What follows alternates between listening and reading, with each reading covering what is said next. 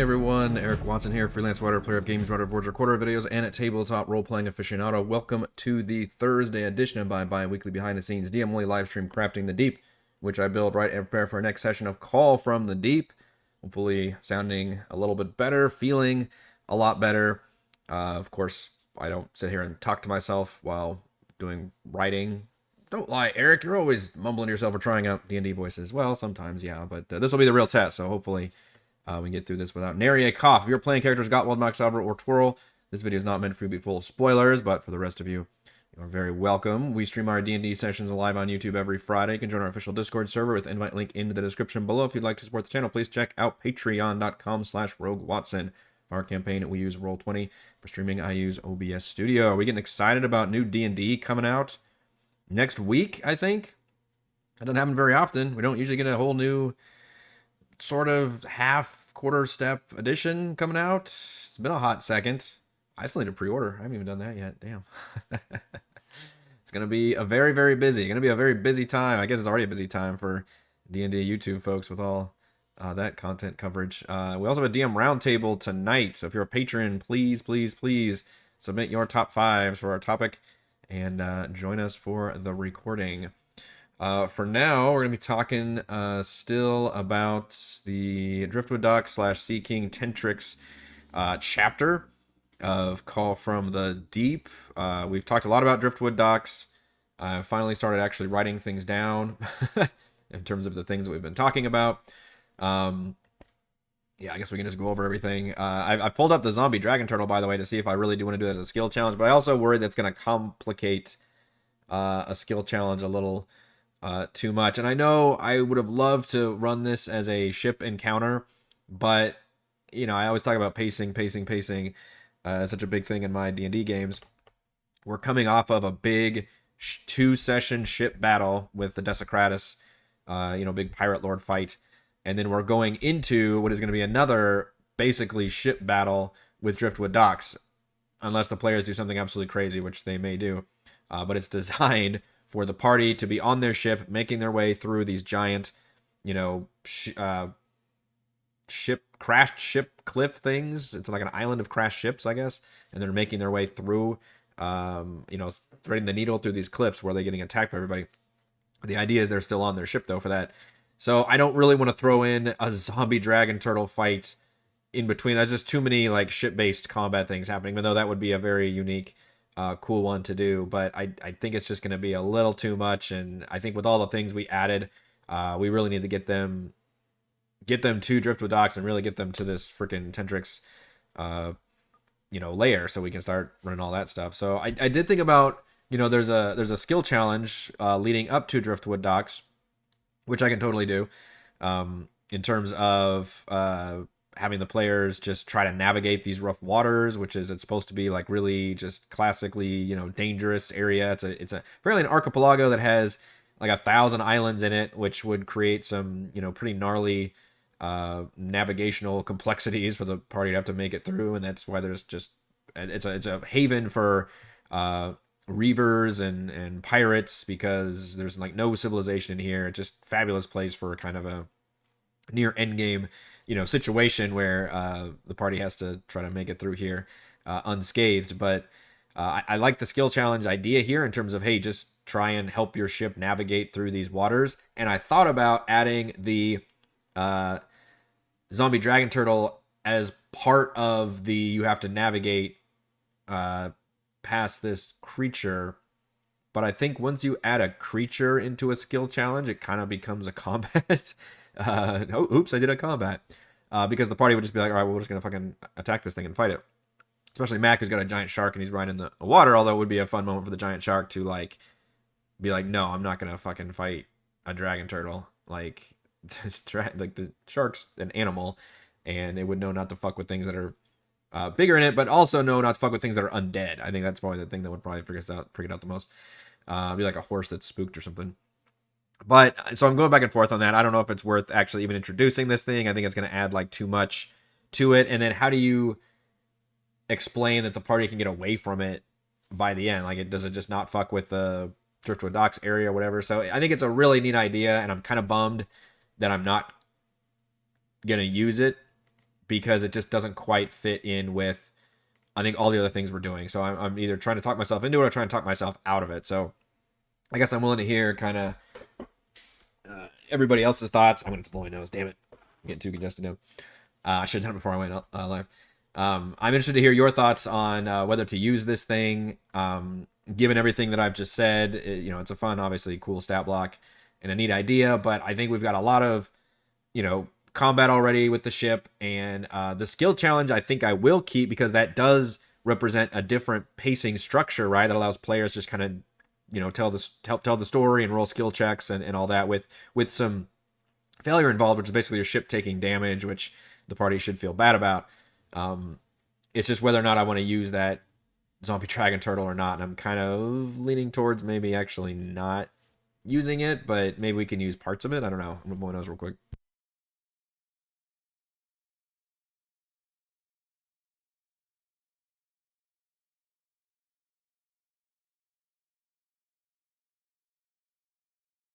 Not quite there. We're like 90%. We're like 90% through this fucking congestion cold shit, but like I'm close. I'm close. I'm close to getting rid of this thing. There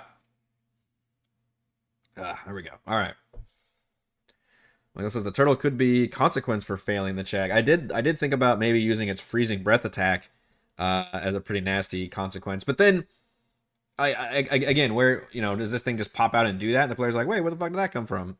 Or are they trying to avoid it the whole time? I think just by introducing this thing, I'm adding another element of like, oh, there's things we can attack. Because then the skill challenge becomes, well, we're all just going to attack this thing with our various spells and abilities, which maybe my players would appreciate, just having a target to attack versus, having to only roll skill checks. But I did like the freezing breath just because it's a con saving throw and it can deal 15d6 cold damage, which is apparently an average of 52 damage on a failed save or half as much on a successful one.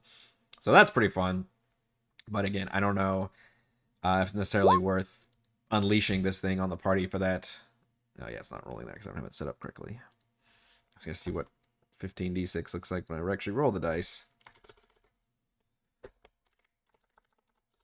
I would not feel bad about dealing that much damage to them right before a big encounter, though, because they've been kind of kicking my butt a little. Well, I say that, but honestly, this party, it's kind of tricky. I feel like a lot of fights they do very, very well, but invariably one or two of them take a shit ton of damage and maybe even go down in the fight. So I guess it's actually fairly well balanced in the end. 15. I did 52 cold damage exactly, rolling 15d6. Treevee loves the zombie dragon turtle. Yeah, I mean, it's a tough thing to let go. I don't think I want to run it as a straight-up combat encounter, though, because if I did, I think it would have to replace Driftwood Docks as, like, the Guardian. So here's the thing. The last time the party learned about the main quest, you have to go all the way back to Session 22 for technically just the main quest. They've been, after they got the main quest, they've been doing a lot of other stuff since then, and that's taken all 20 some sessions to get through. The Styes, the Swagan Stronghold, and all the Pirate Lords. But the last time they actually learned about the location of Sea King Tentrix was back in Session 22, where they learned it from Ned, who said that Tentrix built a floating fortress from I'm reading this from the journal entry that's available for the players. Tentrix built a floating fortress from a ship graveyard in the Nalanther Isles, but you'll never reach it. It's protected by... And then he died or something, couldn't quite get it off. So that's all the players know. So I kind of gave myself an out there. Now, I was originally thinking it was protected by the zombie dragon turtle. That was the thing I was going to use because it's such a cool idea and I was going to use it for a while.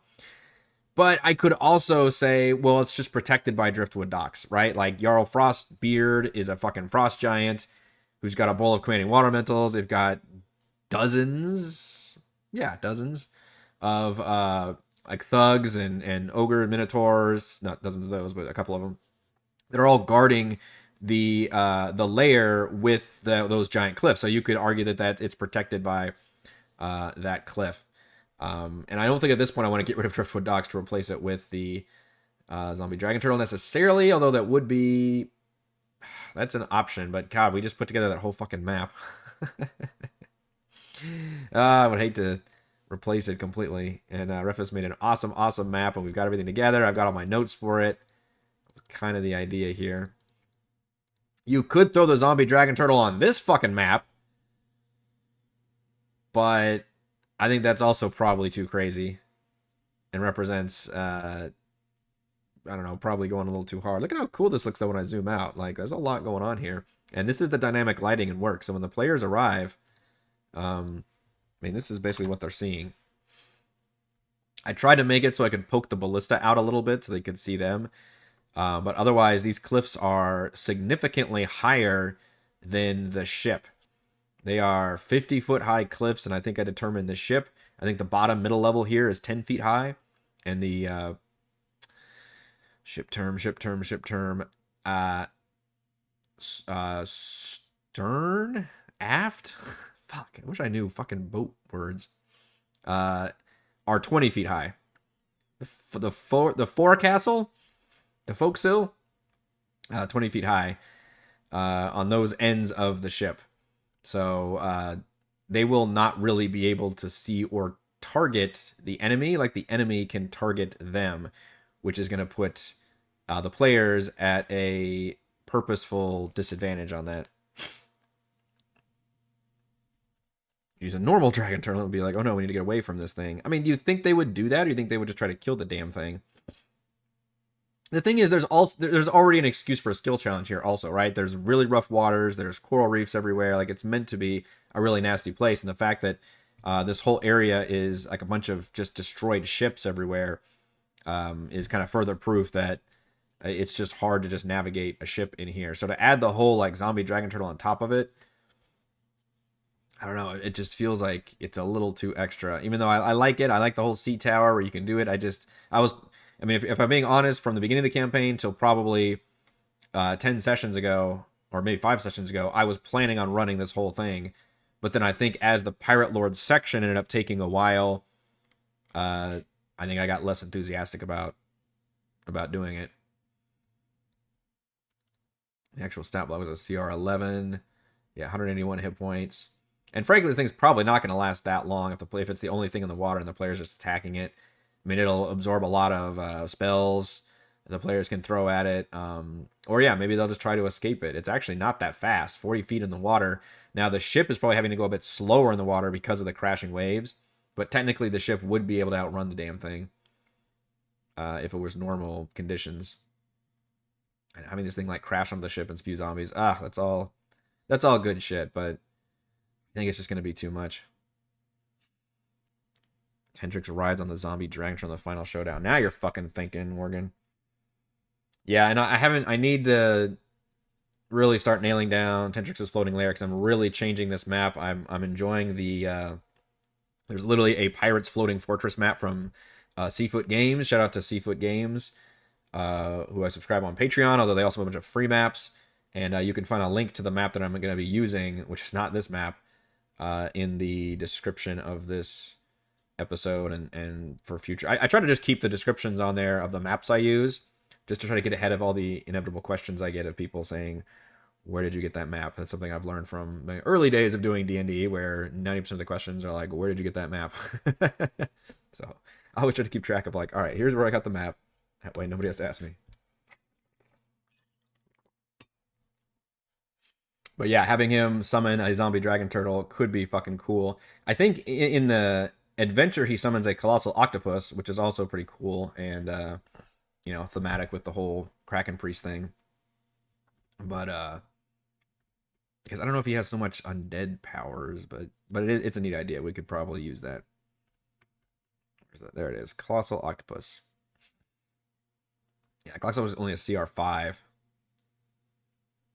133 hit points. It's just a giant fucking octopus. 4 tentacle attacks. That's a cool picture. I wish tokens reflected the fact that these things are like the size of a ship. Because I feel like it's not even gargantuan, it's huge, so I don't even think that's correct. That would be at least gargantuan. Or there needs to be another size in D&D that's not just like, hey, it's like 50 feet or bigger. It's just there's too much of a range in there. Is Tentrix the final bot? No, that's a fair question. Tentrix is not the final bot. Yeah, Lumpy's correct. The final pirate boss, but not the final boss, I think. Right, so the party kind of already knows that its mind flayers are behind everything.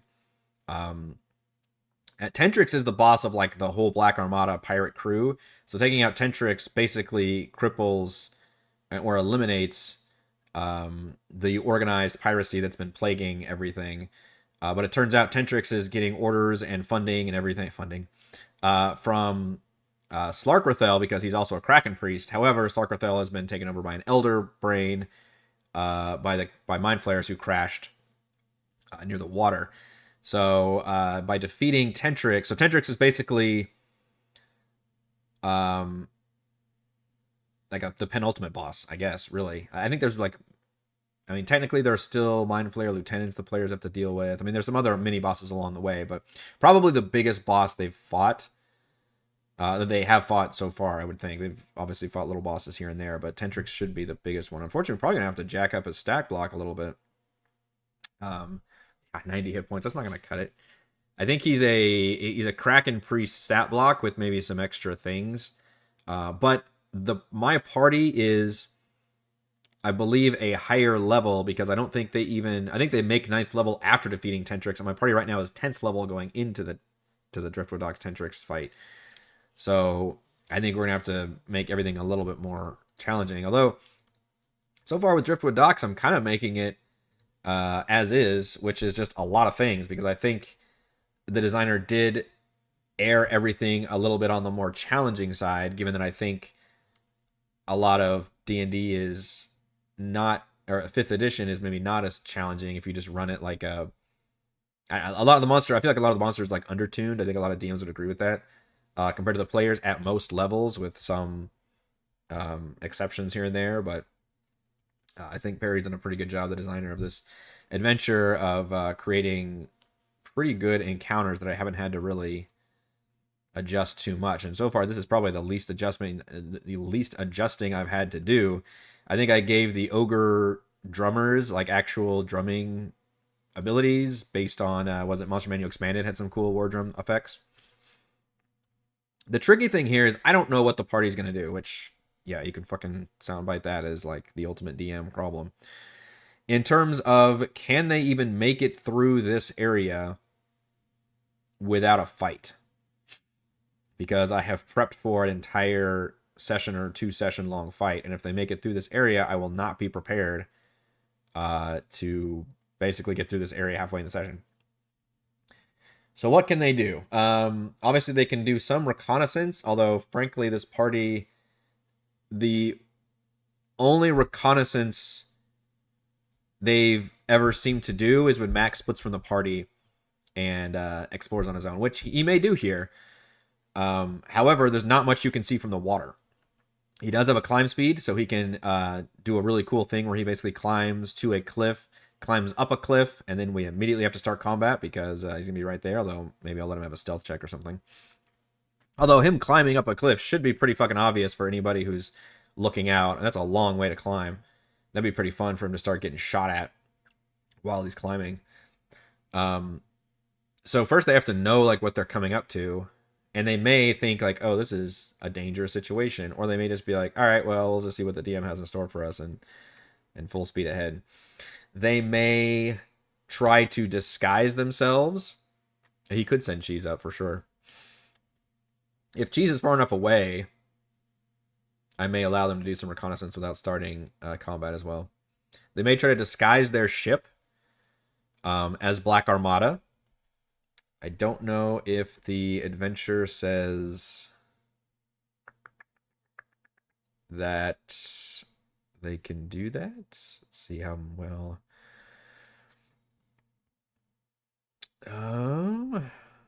Creature's filling its duties. Yeah, unfortunately, it doesn't really say. Let's see when they get to the floating layer. I know this says like the characters are noticed at the entrance to Driftwood Docks. Okay, how would they not be noticed? Unfortunately, the adventure doesn't really seem to say anything about that. So I'm not sure how they make it through here. And then they've got drums as an alarm system. The whole thing is designed where like a ship has to pass through this area. And the other thing is the party. This area is a little confusing, I will admit, and it confused me. Because you look at it and be like, okay, well, we need to like dock the ship and go on land because it's an island. But I don't think that's what's actually happening here.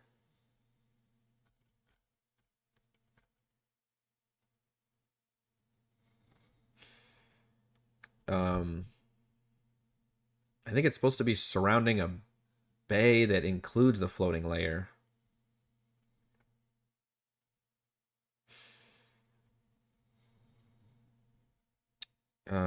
Location was more than a handful of sharp rocks and fast currents. More ships floundered in the treacherous waters. The skeletons built up genuine islands. In the center of these wooden islands is a deep harbor containing the lair of Sea King Tentrix, a dozen partially dismembered pirate vessels that are lashed together to form a floating fortress. So I think Driftwood Docks is supposed to be like kind of a ring around the floating layer. If I'm trying to understand this correctly, does that seem like what's happening here? I think my players might get confused because even I, the DM who is privy to all this information, is confused about how this works. They may be thinking, okay, this is a place where we dock our ship and we have to fight our way into this whole area. Like this is the beginning of the dungeon. But what's actually the goal here is to just sail through this area and continue into the bay where you can then, I guess, dock your ship at the floating layer.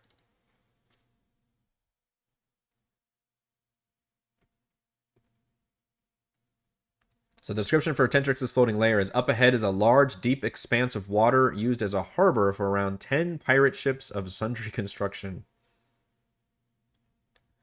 Standing out above these is a towering vessel that looks like 8 ships lashed together in a central hull nearly 100 feet across. I'll have to change that description because the map I'm going to use is the same idea where it's a bunch of ships lashed together, but it's not quite as symmetrical. Strange floating structures, an enormous sail emblazoned with the sign of the Black Armada, a black skull surrounded by tentacles, and a blood-red background. So,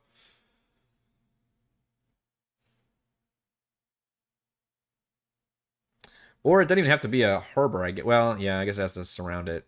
Because like the only way to get to Tentrix's floating layer is to get through Driftwood Docks, and I think Driftwood Docks is supposed to surround the layer, which is still floating on its own. So Driftwood Docks isn't physically connected to the floating layer, which I wish had an actual name instead of just floating layer. Area descriptions printed below assume the characters have not been spotted on their way to the lair, and thus life proceeds as normal for the crew. But how are they not spotted going through Driftwood Docks? So this is the kind of incongruity that has been vexing me while I've been trying to figure out this whole area. Mainly just to make it as simple as possible, right? Like I want the players to be able to know what's going on, and the thing is they've got the magic compass, right? That they got, or several of them, I guess, that kind of confirm where they need to go. So they've already got that part figured out. That was from the Pirate Lords. The compass will take them to exactly this point, and I can describe this point to them. So maybe I can describe it as almost, it's like, it could also be like a horseshoe formation, right? With the only opening being this one little narrow area here between these cliffs. And the party is just designed to have to make their ship go through here. If they want to hop off and attack people, they certainly can. There's a map here for that. And in fact, that's how you can get treasure from Jarl Frostbeard, is by going into his tower and actually looting the tower. Otherwise, you can't get his treasures. He also has a bowl of commanding water elementals, but I'm going to have that be on him. I assume players can carry that around. I think we determined how big that bowl was supposed to be. Well, whatever. Players equip all magic items, so I don't think the bowl has to be a physical thing, like just sitting somewhere. So I think that's how I'm going to describe it. Like that's the only entrance they've got, and then they can make it through here, and then they can pull up to the floating layer. And I don't know if this part is supposed to be connected to the... I mean, given the map I'm going to use, I think it's completely surrounded by water. Yeah, it is. So I guess these guys just hang out at these Driftwood Docks areas, and then maybe they've got ships that can come and go from the lair, or maybe they've got other, houses or rooms or something going on. But they're all, at this point, they should all be loyal devotees of Tentrix and the Black Armada. So, in terms of when to unleash the fight, that's going to be tricky because the party may do a successful reconnaissance here and be able to see what's coming only by, like we said, Cheese flying up or Mac, climbing the cliffs, or I don't think they have a whole lot of reconnaissance abilities that I can think of. They have any teleportation magic or something I can think of, but in other words, to know what's coming. They can probably guess what's coming, but to really be prepared in terms of when combat is actually going to start is going to be probably the trickiest thing to pull off for this coming session. And it will kind of determine how this map is set up as well. Because right now I've got it where the ship is as far south as I can put it on this map while still having the full ship on here, which puts the front of the ship, again, I don't know my nautical terms, a little bit further than halfway into the cliffs, which I think this would be a great time to do like the first round. So I'm thinking, assuming the ship makes it to about this spot, so it's, the front of it's halfway through the two cliffs, we unleash the first round of attacks, which is probably just going to be the ballistas shooting for the first round, which I can do 4 of them. There's 6 total. Then I think we can have the ship move 25 feet, assuming we haven't killed all their crew. We can have the ship move 25 feet per round, which sounds like a lot, but is really not, because the ship's very big. Right? They're only going to make it to... Well, let me scroll down a little bit. They'll not even be through the cliffs yet. I mean, it's going to take them, I don't know, a couple rounds, basically. But 25 feet represents going half speed. I don't have it where they can take a ship action. I should probably include them taking a ship action, actually. Which, maybe if they decide to dash with the ship, that would require an actual skill check. And that would allow them to move an additional 25 feet. But that would come with some definite danger. I don't know if it's worth... I don't think you can take the dodge action here. It's not, the ship can't really avoid anything with this close. Maybe with the Jarl throwing rocks or something, that would help them. Or they could take the attack action, but again, it's going to be really difficult to even target anybody on the cliffs that high. I don't know if I should give at least 3/4 cover to people. I mean, technically I can see why if one person targets you, you should be able to target them. But I also think it's trivial for somebody to like attack and then just scoot slightly out of the way to where they're literally untargetable. Although I probably would allow somebody like Savra to unleash an AoE, but only at like the very tip of the cliff. But still, I mean, we've seen the size of her AoEs, and she's going to be probably the most effective person here because she can instantly be destroying like ballistas and shooting and just killing a lot of people pretty much every round. But, we've got a lot of people here, so... So in that case, yeah, round 1, I think, is just the 4 ballistas attacking them. Round 2, I think, is when we have the ship assault crew jump in and do the cool, like, grappling, rappelling, whatever, down the sails and the masts and doing a nice melee combat, because I think that has been really effective whenever you introduce a situation that has a lot of ranged combat. Throw some melee guys in there so your melee people are like, I got shit to do. Which in this case, and that's part of it's not just me. That's like the adventure even says like, hey, this is, some other stat blocks you can use to have them attack the ship. So I'm going to have a gladiator, which is like a mini boss with 130 hit points, a named gladiator, a minotaur, and 4 bandits jump down to the ship and create a huge melee situation for the party to deal with on their ship for round 2. Toril can definitely push, but again, the problem is targeting people on the cliff. Now, once they're on the ship, he's going to be very effective at pushing people off the ship. I agree. In fact, that's going to be very sad for my Gladiator. It's a shame that they don't get a saving throw against that Agonizing Blast either. It's such a powerful ability. I wish he'd get like a saving strength save or something, because he would not normally be knocked back. But yeah, only an AC of 16 against Toril, just blasting with 15 feet. And unfortunately, with the ship moving and everything, yeah, you're all but guaranteed to knock people over. Now, I could argue like, well, they're getting knocked against the railing, so maybe they get a saving throw or something to hang on. I may allow that, especially for the mini boss, whereas minions, I really didn't care, and I certainly didn't care about the UNT guys getting knocked over either. But maybe for somebody who's, and in the Minotaur also with being a bigger target, I would probably give them some kind of, does that feel appropriate, or does that feel like I'm shitting on the player's ability? Because it's not like it's a flat cliff, right? When you're on a ship, you've got a fucking giant railing there. So I don't know if getting knocked necessarily back off the ship from an instant shot like that would occur. Although you may maybe argue that the Minotaur being bigger would actually get knocked back over. Yeah, they've never done a crow's nest. That's actually a good Michael Crow. That's actually an interesting point. You're surprised we never made jokes about that, because Toril is a fucking Kenku. I don't know how tall their crow's nest is. That's a good question. That's probably going to come up, so I'm glad you said something. I don't have any idea. I guess I have to look at like average ship stuff, because like God knows Raymond's probably gonna look up something about the average height of a ship's mast and crow's nest and stuff. I don't know how high that should be.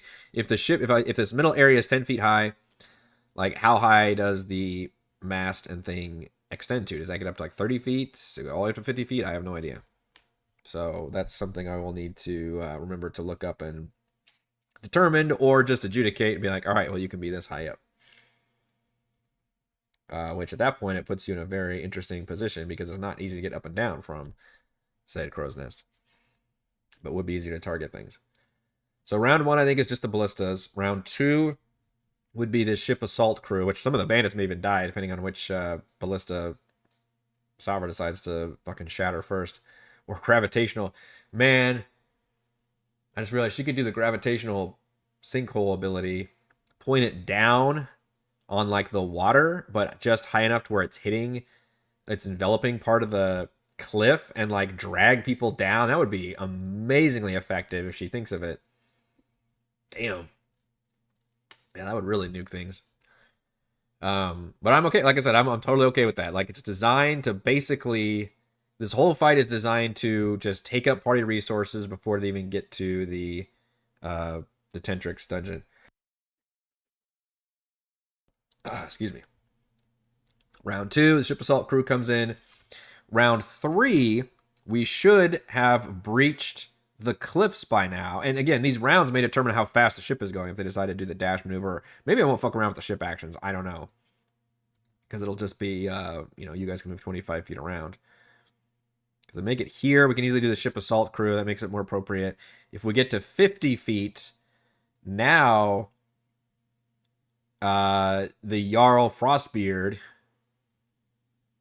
I guess I could do it at 25 feet, but probably at round 3, he would summon the water elemental from his bowl of commanding water elementals. So we can just summon a water elemental on the fucking ship. That's going to be a pain in the ass for the party. And they're going to be able to knock that thing around very well, because it's going to be able to just like swarm right back up onto the ship. So that'll be amazing.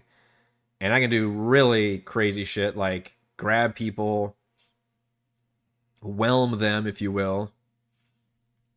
Not over or under, just whelm. Grapple, restrain them, and then just fucking jump into the water elemental. Be like, whoop, you guys are in bad shape. So that'll be fun. That's a crazy cool ability for an enemy to have, because even if they break concentration, they think like that's the thing to do. All it does mean is the water elemental is no longer under control of the Frostbeard, which, if it's on the ship, that's still a problem for the party to deal with. So after that round, the party should be making their way past the cliffs They'll probably no longer be able to be targeted by 2 of the Ballistae, but will then be targeted by the other 2 Ballista, so it should average out. And then the Frostbeard, I keep calling him the Jarl Frostbeard. It's like the Ohio State. The Jarl Frostbeard can then start hurling rocks. +9 to hit. 60-foot range might put him at disadvantage. Yeah, he's probably going to be at disadvantage, though. That's a bummer. It's a really big map. That's a shame. I think they're going to be just... Well, maybe if it starts angling, he might be able to attack like right at the edge without disadvantage. It's going to be nasty for the party, for sure.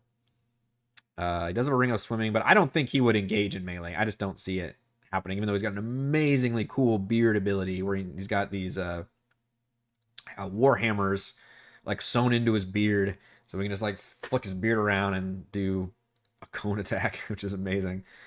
But who knows, maybe the party will shock me and they'll all like leap onto the cliffs and just go full melee, and they'll take out these dudes really quickly, and then they can attack Bluebeard right there and just wipe everybody out. So it's designed where the party is not supposed to defeat. Google says average is 24 feet for a crow's nest. 24 feet above the ship, which would put it about 35 feet total height. So I always want to do multiples of 5. We're not fucking around with anything else. Cardigan Owl says, last time I played as a Kenku was with a DM who wouldn't let me say more than 1 word on a chalkboard. What? I will say I do actually love the Kenku restriction that they can only repeat phrases, mimicry. But I have played a Kenku only during very limited one-shots. If you want to go see some of our... gosh, what was the last one we did? Shoot. Where I played that character. I think it might have been Chris's Halloween special a year ago. Is that it? And I played it like...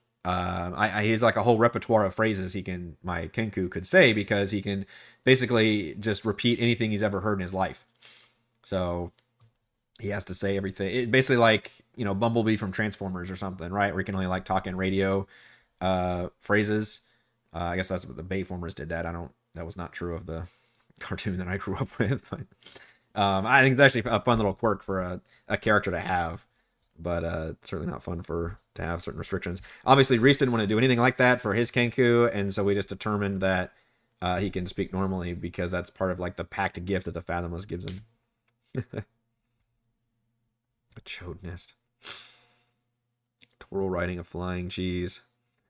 Nobody's really used the flying cheese much, I've noticed. Mac hasn't really used cheese much. He kind of, I don't know, I'm kind of almost disappointed. Like, Raymond always does such a good job with all these character abilities and stuff. And yet cheese is mostly used as just like a tank, which is depressingly effective for their party. Just being a dodge tank with a decent AC and hit points. They have like a summonable tank they can use, but in terms of using him like for utility wise, I think Raymond just prefers to do that himself. So I hasn't really seen a whole lot of that employed. So yeah, that's gonna be Driftwood Dot. Now they could surrender. What the fuck happens if they like fly a white flag?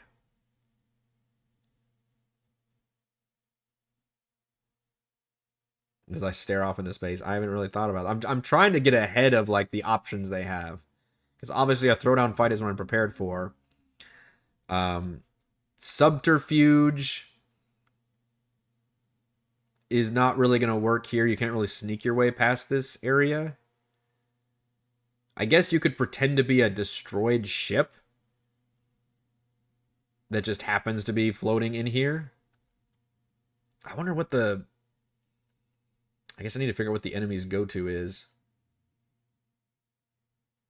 If they pretend to be a destroyed ship, then I guess they would avoid the ballista fire, but they would still have people jump down. I'd still have the ship assault crew jump down, so maybe I'd start with round 2. How would they, if they're a destroyed ship, though, if they literally don't have anybody navigating it, then their ship would probably run aground. So that would be an interesting challenge. Yeah, so I would probably have their ship crash into the cliffs, and then that creates a different scenario. Probably have them crash in the leftmost cliffs, give them some take pity on them, so at least they're where like the tower and the loot and stuff is, and then they would be able to take, you know, a little bit of a boat, which they could. Like literally, they don't know this, but this is as far as their ship needs to go. Because after this situation, I'm gonna let them have an opportunity to get a basically an upgraded like fucking airship, and they can use that to get to the final area. So technically, they're not gonna want to lose their ship here, and they don't know that, but this is as far as their ship technically needs to go. So they could, yeah, they could treat themselves as a destroyed ship and just crash into the cliffs, and basically surprise the enemy that way. Maybe that could be an opportunity. They could try to surrender their ship, so they're still flying in there, but they've got like a white flag. But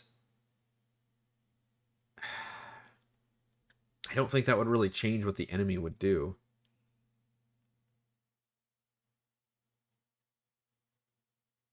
Tentrix would probably prefer to definitely get all their things. I don't know. I mean, he sent other pirates to hunt them down and destroy them. I don't know if he cares to have any of them captured. Maybe Toril. Because Toril has a rapport with the Fathomless. I mean, I really kind of want to force a fight here. So, but I also want to reward the players for interesting thinking and let them maybe get close and all this.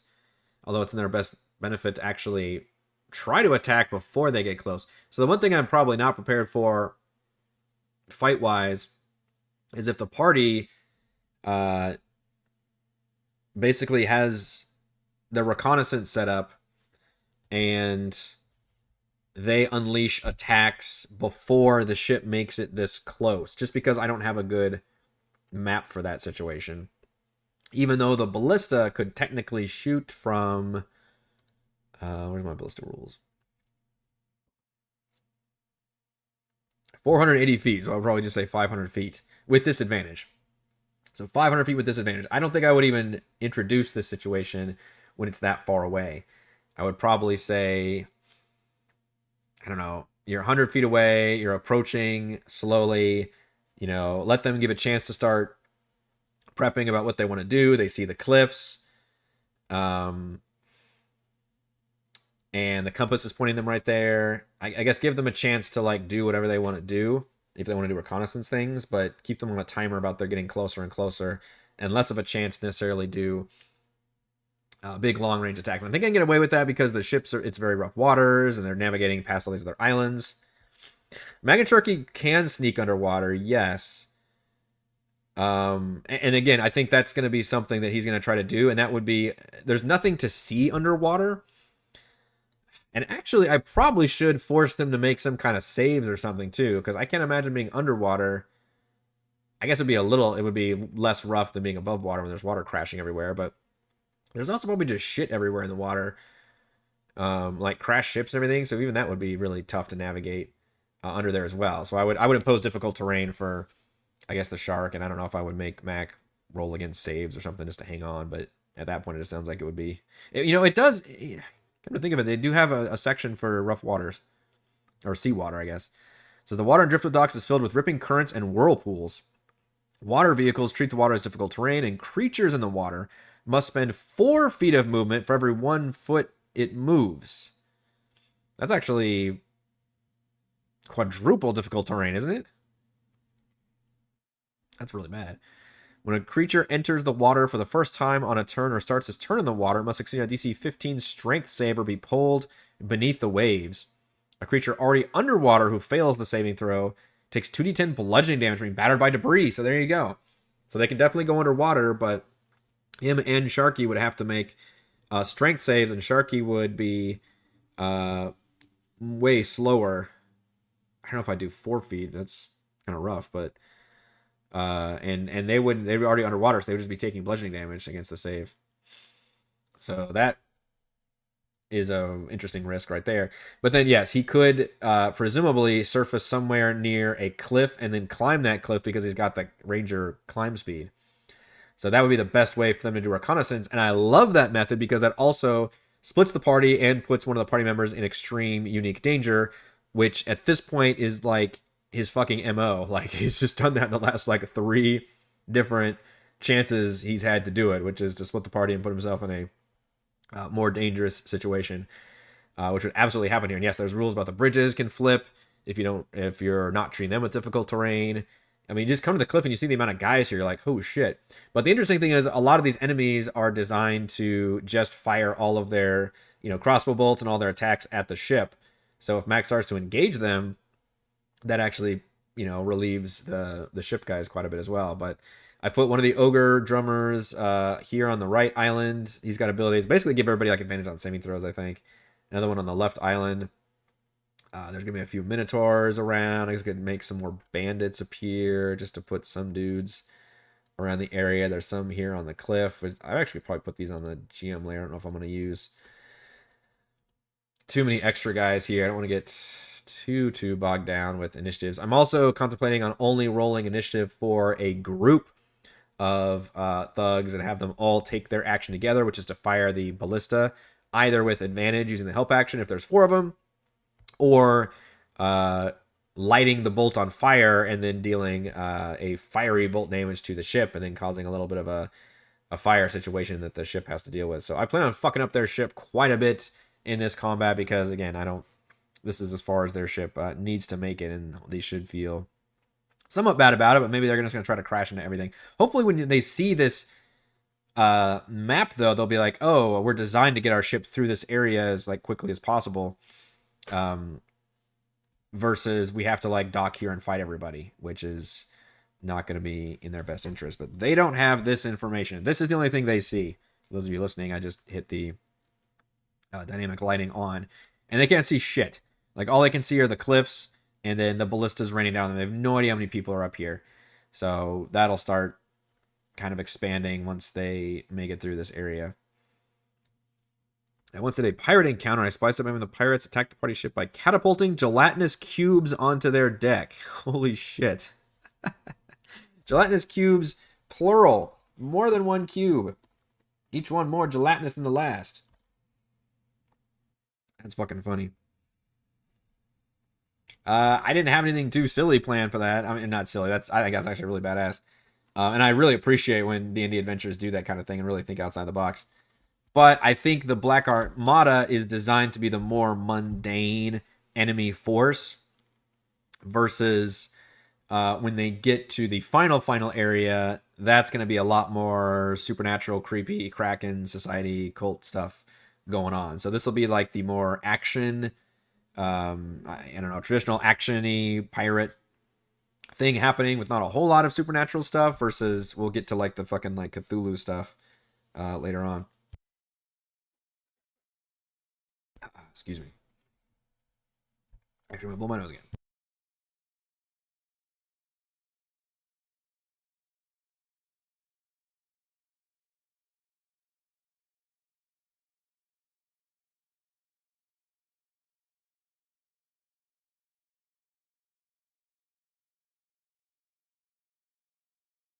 All right, sorry.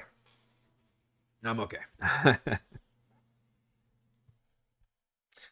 What else? We got a few minutes to talk about Tentrix's floating layer. So I'm assuming this is going to take at least a session, right? The only thing I'm really screwed is if they somehow do something absolutely insane that allows them to get past this whole area in a single session.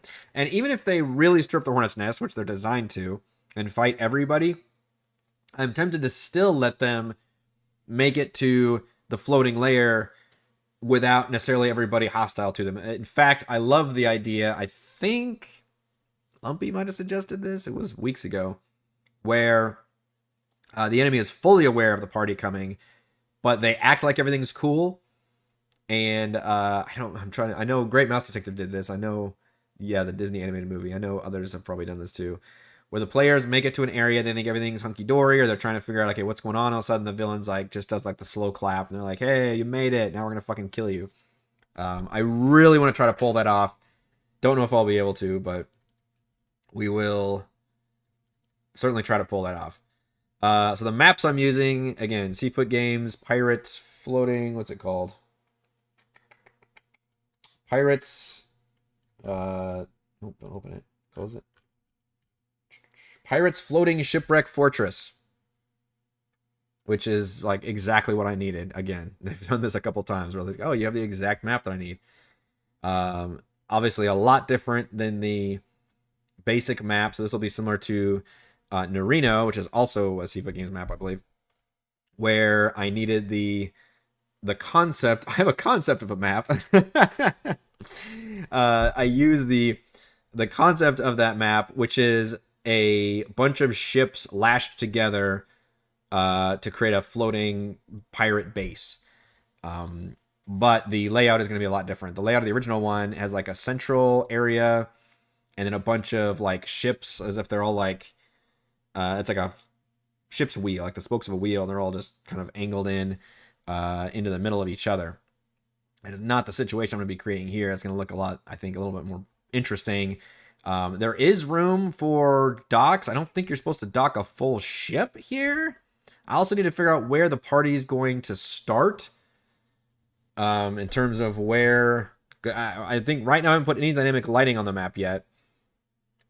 So I could figure out where they're... Depending on where they dock is really how this adventure is going to get played out. But, you know, there's like a bar area. There's rooms. I need to figure out where the boss is. So because I'm using a different map, I actually have to kind of figure out the dungeon again. But we need to also go through the dungeon. It does say it's constantly rotating. Prior to make port and driftwood dock, serve for a 10 day on the vessel before setting sail again. The crew is a mixture of humanoids, lizardfolk, goblins, and orcs. They're not particularly loyal. Outmatched, they flee. And it's easy for the characters to blend in. I like that idea. I would love if the party was really clever and fun about this and almost treated like a Sunblight situation, except with the enemy actually knowing that they're there and then can reveal themselves. That would be fabulous. It's looking like the main boss would be either at the bottom of the map or the left side of the map. It's not that big of a map, which is fine. I'm trying to figure out... This lower right one looks like it might be a boss room on that floor. And I'm going to try to keep as much of the actual layout of the dungeon as I can, but a lot of the dungeon was staffed or stocked by the pirate lords that the party defeated previously, like Desecratus, Storm Maiden, and all those. I can include Scummer, because Scummer fought the party but escaped. He was the only one that did. So he'll be here with Tentrix. And then whatever minions are here, and I believe there's a Morenoloth, which actually like navigates and pilots the whole thing, and it's like their lair or something. There's also this. I don't know what that. I'm still at 50%, by the way, so I guess it's a bigger map than I thought. That's got like a throne chair on it. So maybe the boss room's on the left side.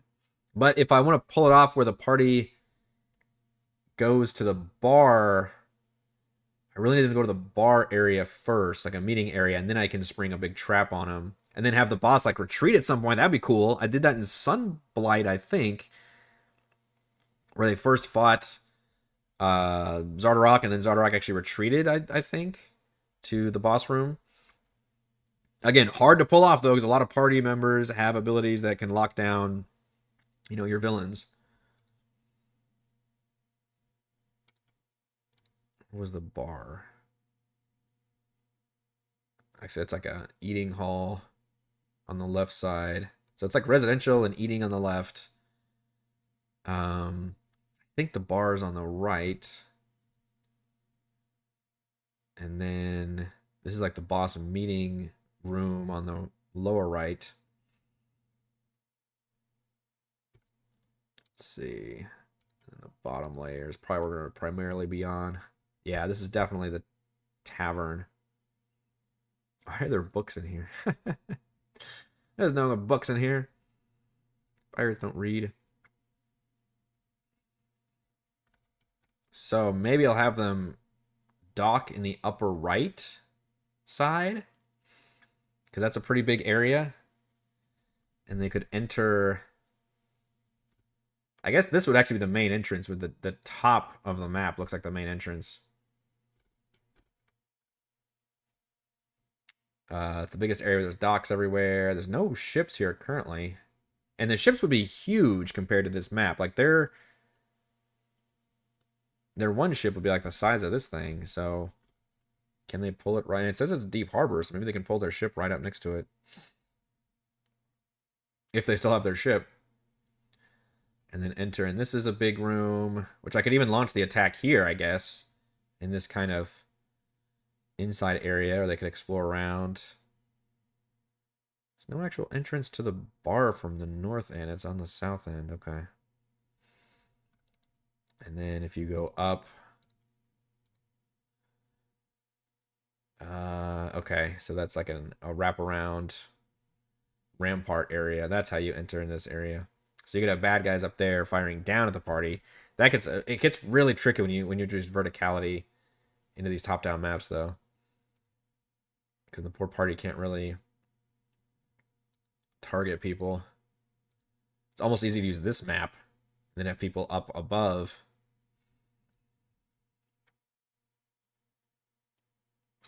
But then there's still stairs here going to here. Yeah. Okay. Sorry, I know I'm swapping maps back and forth trying to figure this out. I think this top side's probably the best bet for an entrance. And then you can have bad guys up there, and even Tentrix. I don't know when Tentrix would make his stand for. Maybe the top of a ship.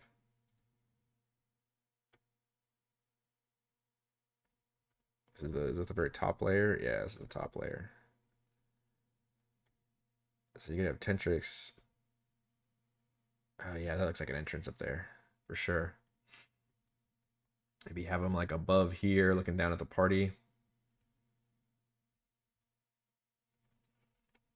There's a lot of possibilities here. This actually introduces an interesting situation where, again, I don't want to have the whole place be hot. So I want to change the pacing up because they just did a big fight with Driftwood Docks, assuming they do the fight. And then I actually want them to be able to kind of heist their way into this layer a little bit, which would be, I think, a lot of fun. Hopefully I can pull off both of those things, and they don't feel like that's weird that they had to fight their way through the harbor, but then they make it here and everything's all hunky-dory. They're not being, like, shot at or anything.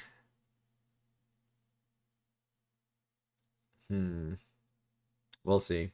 I'll be prepared for them to just fight their way in if they want to, but maybe I'll have it be like there's no enemies on the thing and the door's unlocked. They just make their way in, and maybe there's nobody around. I could try to really pull it off where like the whole place is like empty, and they're like, all right, what the fuck's going on? And then it turns out all the bad guys are just hiding, ready to attack the party as they make their way to a certain point, and then turn into like one big long combat brawl with enemies in certain areas as they try to fight their way to get to Tentrix. I think would be really fun. It always works really well in video games. I think in D&D it's hard to pull off when you have these like literally it's like you never get out of initiative order. Basically, you're just constantly fighting your way through here because the game slows down a lot. But I think that's what I'd like to pull off here, but not right away. I'd like for them to make it inside and see the area and explore like a little bit before we actually starting that sequence of never-ending battle ending with Tentrix. I don't know if we'll be able to pull off a zombie dragon turtle at some point. Maybe we can have him. We'll have to figure out where like the final boss fight is going to be. I'll have to see what the original adventure says in terms of where he summons the colossal octopus from, but somewhere where there's water or something should be appropriate. And we get a chance to use the damn thing. Maybe, I don't know. We might have too much going on. All right, I think that is going to do it for this episode of Crafting the Deep. I think our most successful Crafting the Deep in several sessions because I can actually speak properly, other than a few nose blowings, but we're getting better. If you enjoyed the content, as always, please check out patreon.com/RogueWatson. Shouts to Platinum patrons Joe, Will, Thomas, Stan, Brennan, Genocide, Eclectic Roleplayer Role, Christopher, Corey, Big Nut, John F, John L, Tyler, Nathan, Camp Chrisley, Counselor, Andrew, The Reldrin, Stephanie, Patrick, Jason, Ismail, Amit, Lippy Spuds, Sharni, Warden, Harold, Unimoni, LLC, Jamie, Reese, Tom, and AJ. And gold patrons, RBG, Paper, Graphs, Preeboy, and Yuma, Dead Lizard Lounge, Jerome, Nathan, Fast Like a Tortoise, Scott, Rufus, Carolyn, Jerry, Glenn, Marcus, and Mark. Thank you all very much for your support. If you are a patron, please submit your top fives for tonight's DM Roundtable. And if you want to join us for the DM Roundtable, then please sign up for that. I'll see you all for D&D tomorrow.